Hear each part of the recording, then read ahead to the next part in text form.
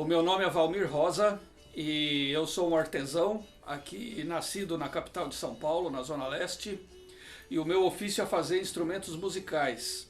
Eu construo instrumentos musicais que são tocados em festas populares, em folguedos e tal, né, da nossa tradição paulista.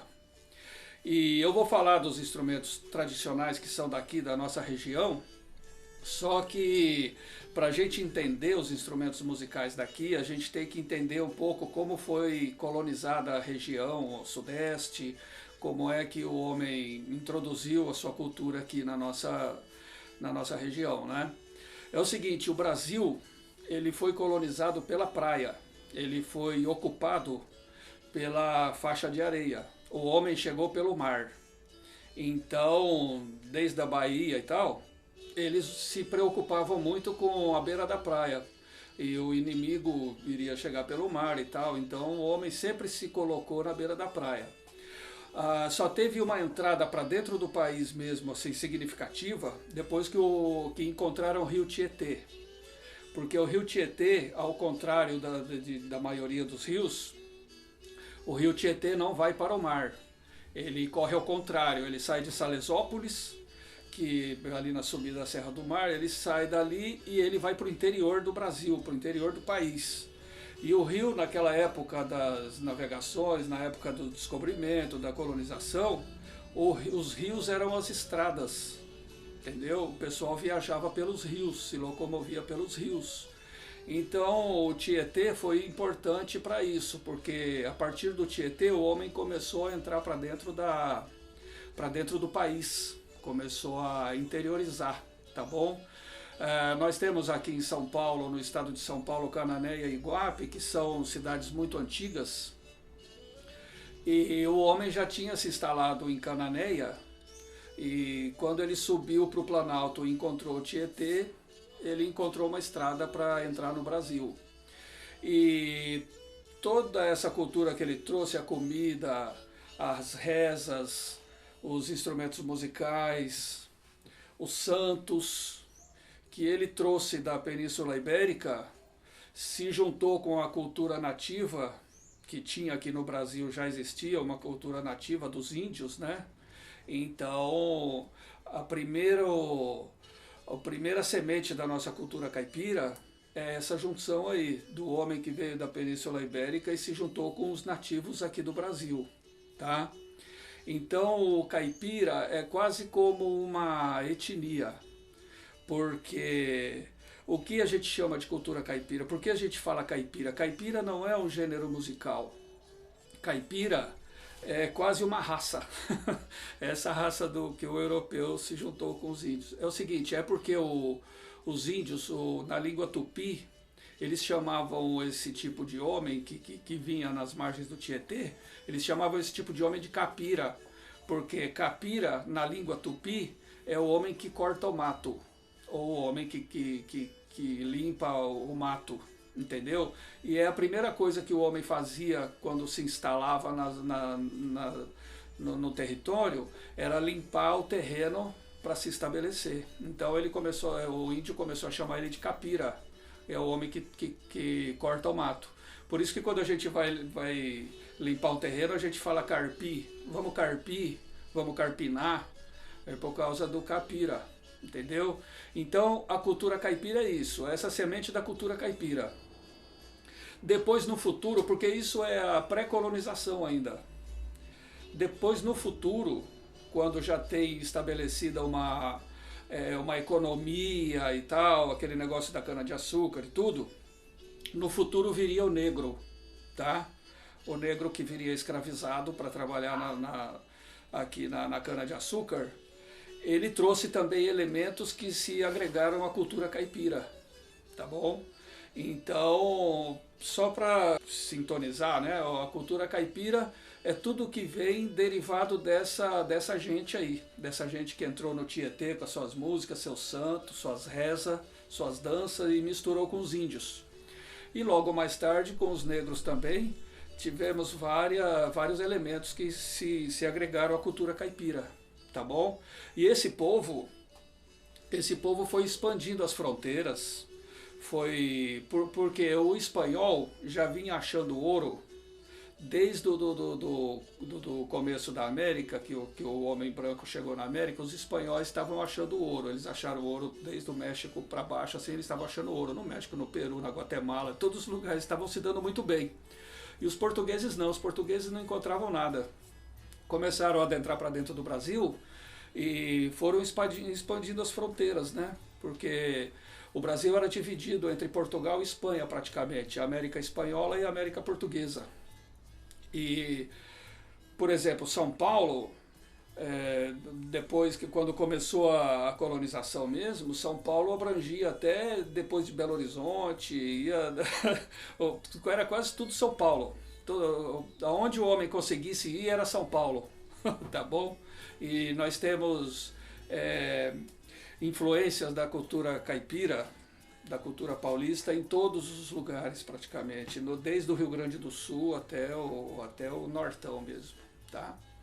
Então é o seguinte, quando a gente escuta falar cultura caipira, é essa cultura aí, tá? Os ritmos caipiras que a gente fala são os ritmos que vêm que são derivados dessa época aí. Porque dessa época já trouxeram violas, já trouxeram provavelmente rabecas, já trouxeram adufes, instrumentos que o pessoal da Península Ibérica tinha aprendido com os árabes, com os mouros. Muita coisa que a gente pensa que é espanhol ou português, na verdade é árabe, ou do norte da África, porque os mouros dominaram a Europa durante muitos anos. E muitos costumes europeus são costumes mouros. Tá? Então a viola, a rabeca, esses instrumentos de cordas provavelmente vieram dos mouros, tá? E adentraram aqui no Brasil pela nossa região sudeste, aqui pelo Tietê. Então essa é mais ou menos a cultura caipira. Bom, agora eu vou falar um pouquinho sobre os instrumentos mesmo em si, tá? É o seguinte, essa viola de 10 cordas que nós tocamos hoje como viola caipira, ela provavelmente veio com os portugueses. Tem uma discussão muito grande se ela veio já nas primeiras navegações ou se ela veio com os jesuítas.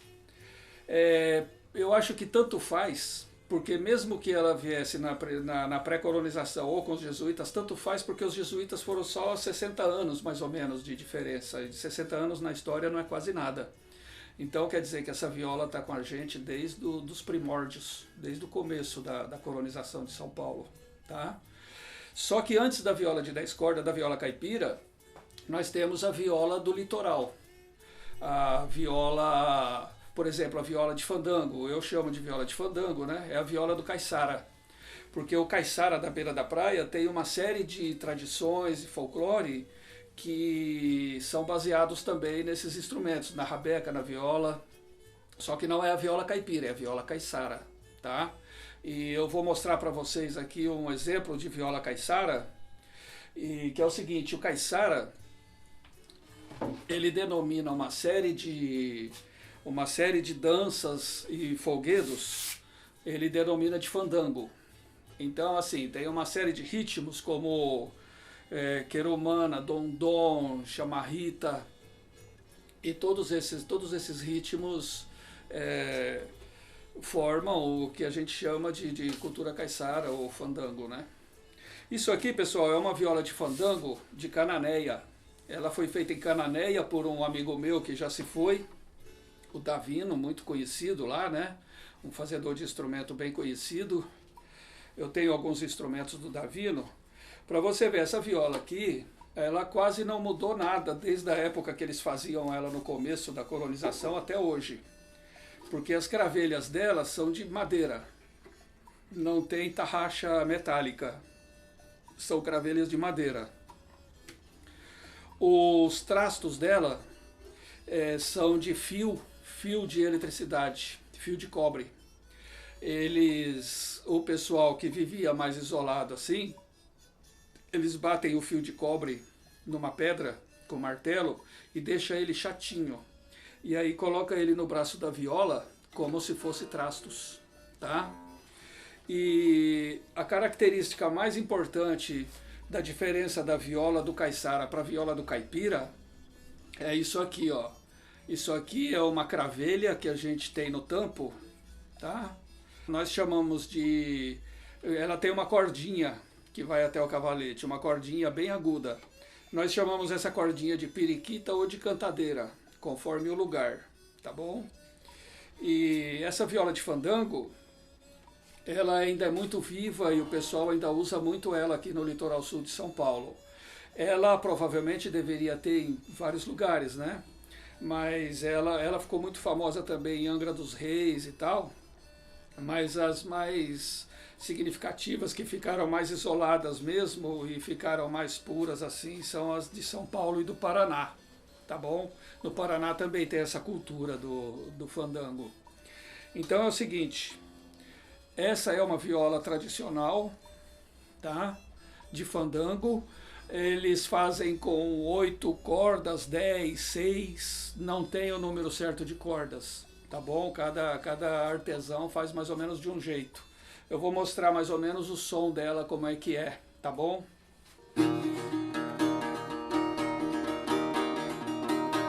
Uma morena faceira passou perto do meu pai, que garrou na cantoria e agora não larga mais. Quem não gosta de turia, quem não gosta de turia, não vai para o mar de Iguapé. Quem não gosta de turia, não vai para o mar de Iguapé.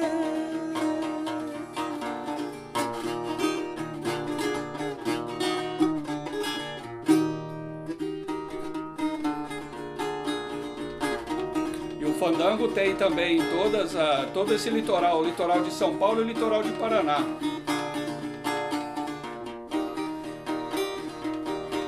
Fui no mar buscar laranja, coisa que no mar não tem. Vi de lá todo orvalhado das ondas que vai e vem. Eu estava conversando lá no terreiro, numa noite de luar no mês de janeiro, a respeito fandanguinho com meu amor.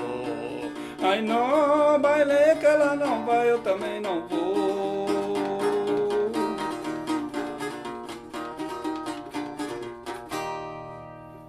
Essa é a viola de fandango, para tocar música do caiçara, música tradicional.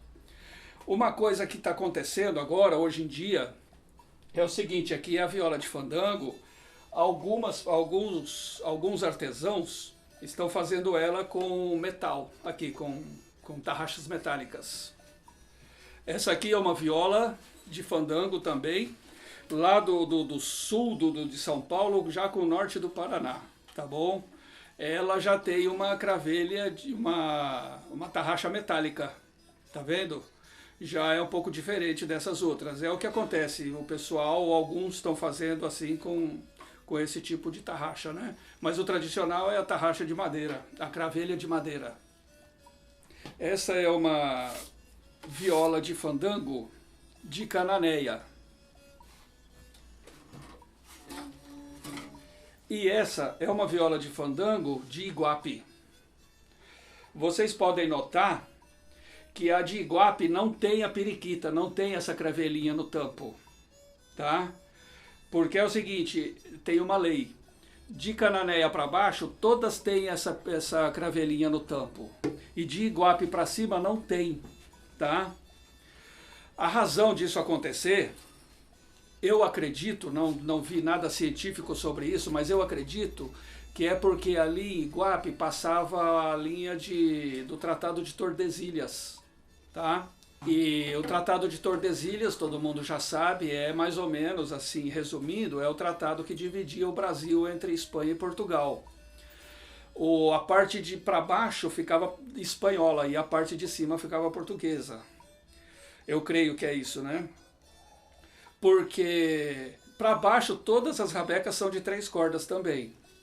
E de Iguape para cima todas as rabecas são de 4 cordas. Tá? Então tem essa diferença aí. Eu acho que deve ser pelo Tratado de Tordesilhas, que na época bem antiga dividiu essa região. Pode ser que não, pode ser que seja por outro motivo, mas eu até hoje eu já andei muito por aquela região, conheço todo tipo de fandangueiro, todo tipo de folclorista, fazedor de instrumento, professor, e até hoje não teve nenhuma explicação lógica para essa diferença.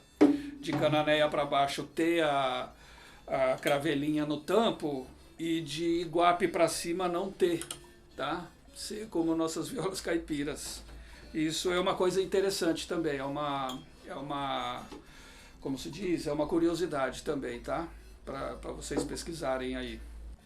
Pessoal, isso aqui é uma viola caipira da maneira como ela provavelmente chegou ao Brasil, porque a nossa viola contemporânea que a gente conhece hoje, ela foi evoluindo com o tempo, né? De acordo com os materiais disponíveis, com o estudo da luthieria e também, né, claro, com a Revolução Industrial, né? Então é o seguinte, essa viola aqui é um modelo bem antigo, eu que construí ela, para mostrar como era antigamente, pela minha opinião, né? Bom, as características mais marcantes dela é o seguinte, a maneira de pôr as cordas.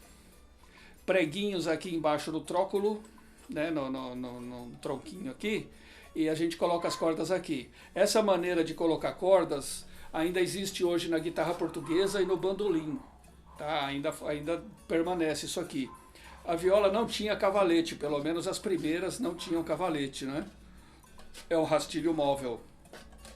O braço vinha só até o tampo. Hoje em dia o braço vem até aqui.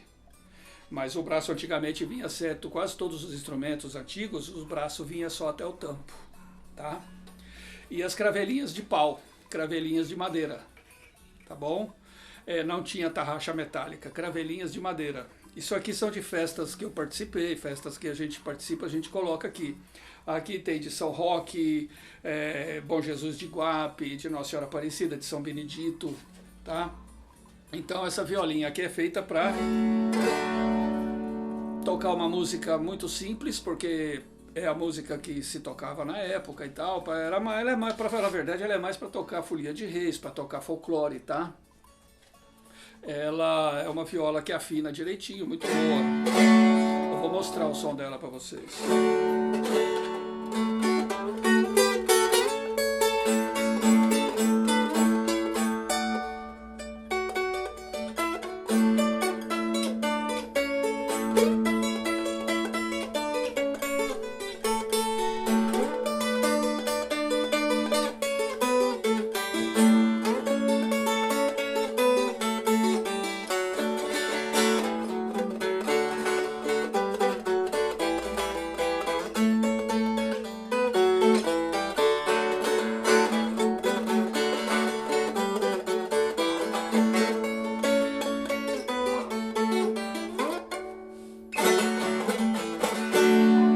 Essa é a violinha caipira cabocla mesmo, tá?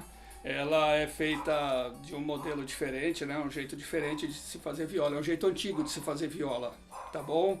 É uma viola de devoção, que a gente canta com ela, é mais ou menos terço cantado, procissão, folia de reis, festa do divino, essas coisas. Eu vou tocar umas louvações a São Benedito, que são do Vale do Paraíba, mais ou menos ali da região de Ubatuba, tá bom? Ai, bendito, louvado seja, ai, São José, Santa Maria. Aqui no mundo é tão escuro e lá no céu tão claro o dia.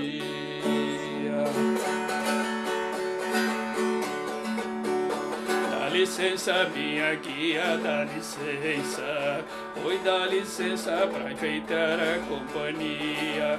Bota 7 rosa, bota 7 cravo pra ficar bonito, pra enfeitar São Benedito. Eu tenho por devoção, por todo lugar que andar, de beijar São Benedito e as imagens do altar. Eu tenho por devoção, por todo lugar de andar, de beijar São Benedito e as imagens do altar.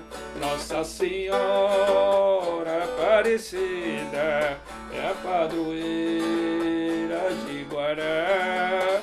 Nossa Senhora Aparecida é a padroeira de Guará. Essa é a violinha de louvação.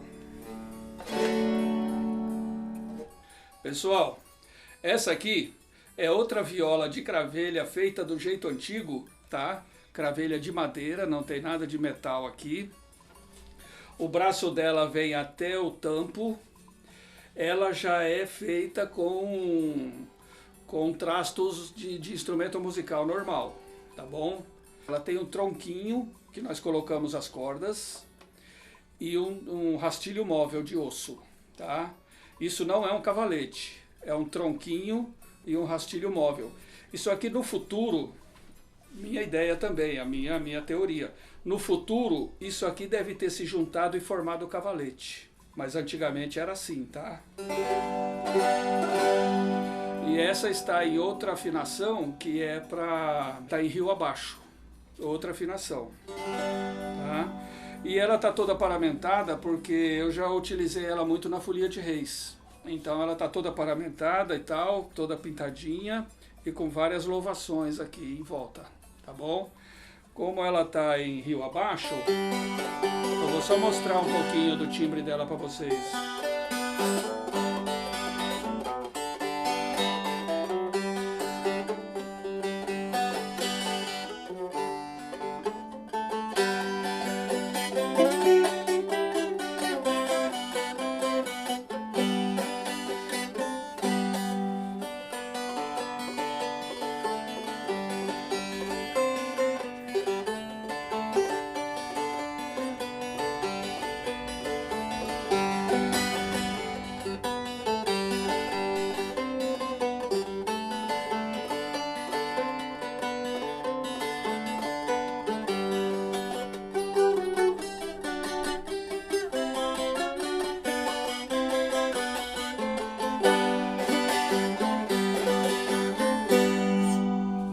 Vocês notem que essa viola já traz uns traços mais modernos.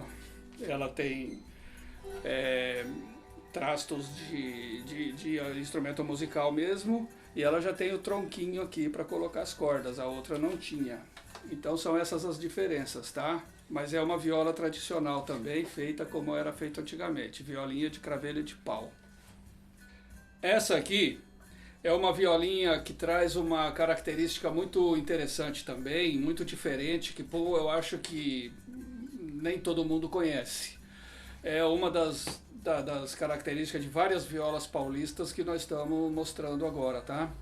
É o seguinte, essa violinha aqui foi feita por um senhor que se chama João Alves de Mira. Não vamos confundir com o Zé Mira lá do Vale do Paraíba.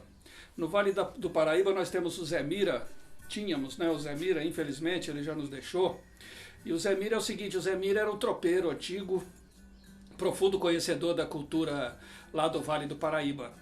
E esse aqui é João Mira, é outra coisa. A família Alves de Mira também, engraçado. Esse aqui é de Santa Bárbara do Oeste, tá? É uma violinha pequena. O senhor que faz essa violinha, o João Mira, ele tem uma família de catireiros, que são os originais do catira. E ele faz vários tipos de viola. Só que essa viola aqui tem uma característica muito interessante. Se você perceber bem, os trastos dela são inclinados. Não são retos, eles são inclinados, tá? E o cavalete é inclinado também para compensar essa matemática aí, entendeu? E ela é muito pequena, essa viola é muito pequenininha. Esses trastos inclinados não é novidade para mim, porque eu já peguei antigos instrumentos de indústria, né, daqui de São Paulo, que tinham esse trasto inclinado. Eles falam que é anatômico. E na verdade ele fica mais confortável mesmo para fazer o trasto, entendeu? Porque na viola normal a gente tem que fazer o trasto de uma maneira. Nesse aqui é mais anatômico, a gente fazer o trasto enviesadinho assim, é mais fácil, é mais confortável. Então é uma viola que várias pessoas eu acredito que não conheçam, né? E esse sistema aqui de trasto inclinado, tá bom? Esse sistema aqui é um sistema que muito pouca gente faz, quase não se vê isso aqui, é muito difícil. E ela tem um som muito bom também.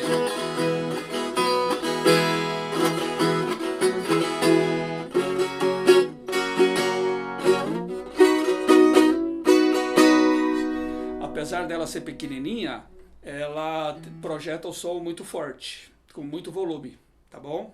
Pessoal, essa aqui já é uma viola contemporânea, feita da maneira que nós fazemos viola hoje em dia, tá bom? Ela tem tarraxas metálicas, tem cavalete, tem até o extensor aqui para não forçar muito o cavalete. E essa viola aqui foi feita pelo saudoso Índio Cachoeira, um amigo meu, um amigo nosso, né? Que nos deixou há pouco tempo também.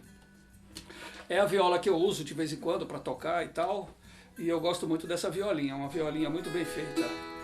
E ela já é uma viola contemporânea, tá? A viola caipira do jeito que a gente conhece hoje em dia, tá bom?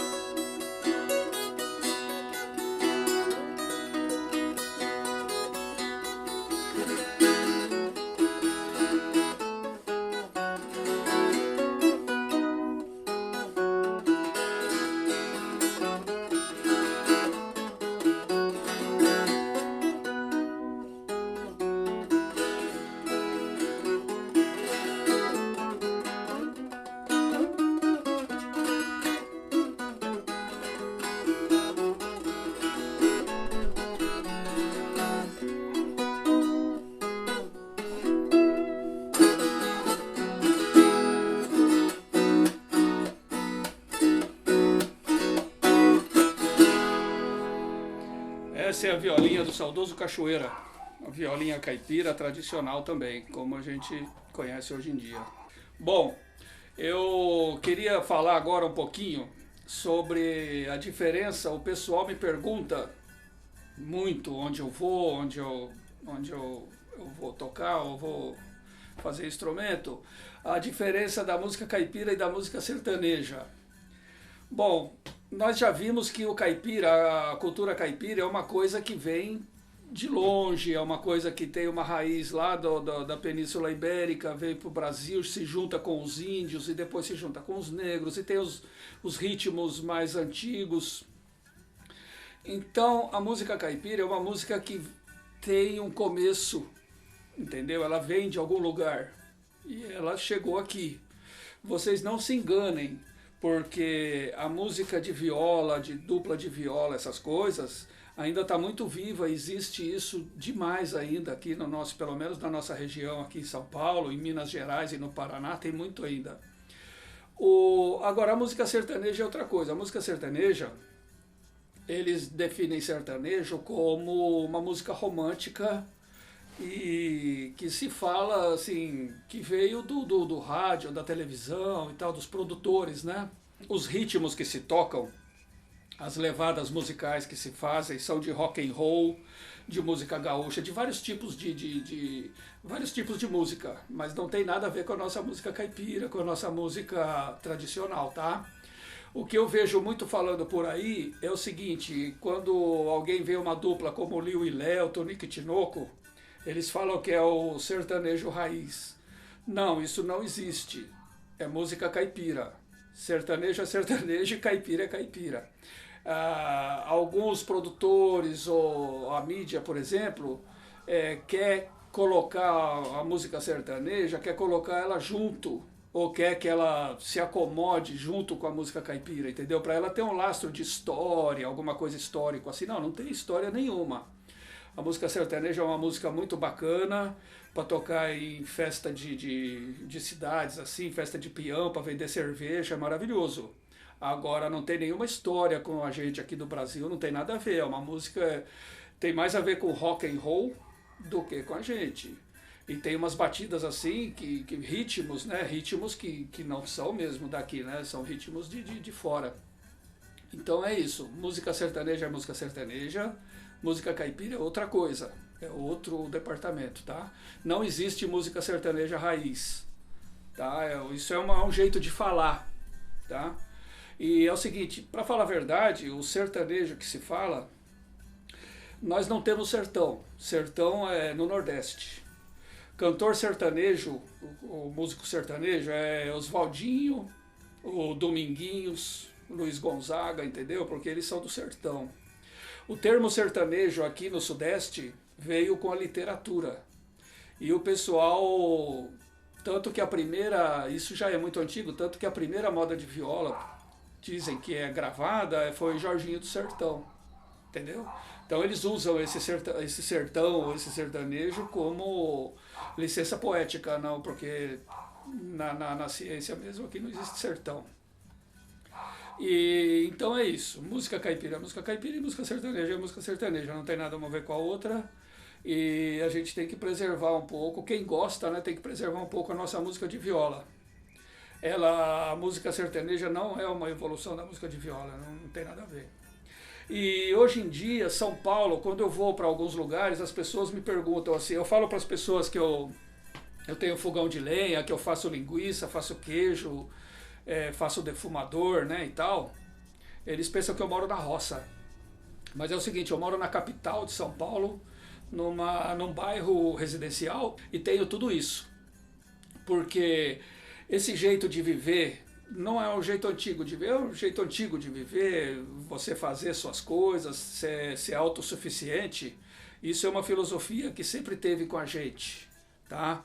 Que o homem sempre foi, assim, pelo menos um tipo de homem, né? Sempre foi autossuficiente. Eu faço minhas coisas, faço minhas comidas artesanais e tal, faço queijo, faço tudo, sei fazer tudo essas coisas, né? A gente não precisa morar na roça para fazer linguiça.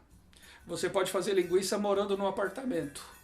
Essas coisas não estão no lugar onde você vive, essas coisas estão dentro de você. Você pode estar preso numa cadeia e você pode cultivar um pezinho de feijão, entendeu? Essas coisas estão dentro da gente.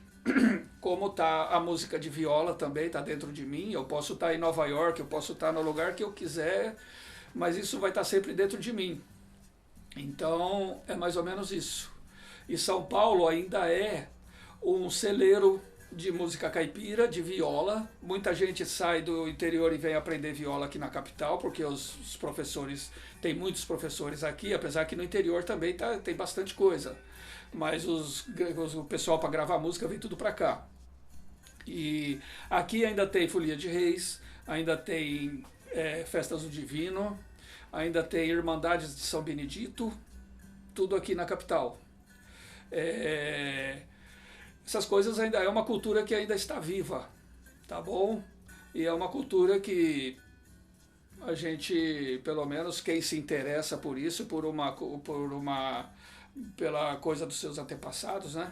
É uma coisa que a gente deve cultivar, tá bom? Então é mais ou menos isso.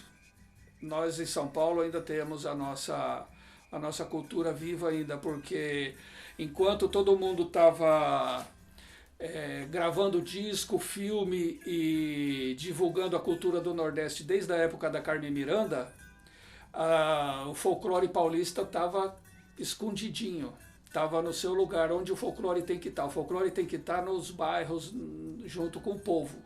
Não tem que estar em prefeitura, sabe? Porque, por exemplo, a Folia de Reis é o pessoal que faz, o pessoal do bairro que faz, uma família que faz, não depende de dinheiro, de isenção, de imposto, nem de dinheiro, de nada. Faz a comida, todo mundo se junta e faz a comida, compra bebida e faz a festa, tá bom? Essas festas tradicionais do folclore é assim, tá? A igreja não conseguiu acabar com essas coisas, então ela incorporou alguma coisa, como as Irmandades de São Benedito e tal, tá bom? As congadas, os moçambiques, as folias de reis. Então é mais ou menos isso aí. Vamos pesquisar e ter consciência dessas coisas, que o folclore ainda está aqui e a gente faz parte disso, tá bom? Pessoal, eu quero agradecer essa oportunidade de falar para vocês, de me comunicar e me expressar para todo mundo e falar sobre a cultura caipira, sobre a cultura da viola caipira, que é muito importante pra gente, tá? Pra gente solidificar a nossa identidade, tá bom? Para quem gosta, para quem não gosta, não tem problema. Pode ser do reggae, pode ser do samba, pode ser do que for.